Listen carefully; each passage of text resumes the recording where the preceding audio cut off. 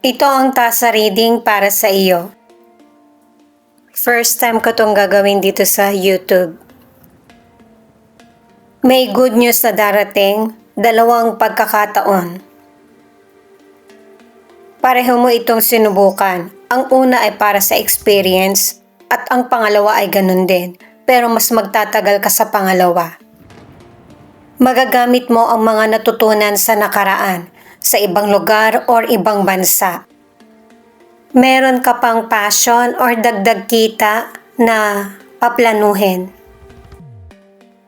Dahil sa magandang kapalaran, magpapalipat-lipat ka ng bahay or makakapagpatayo ka ng bahay.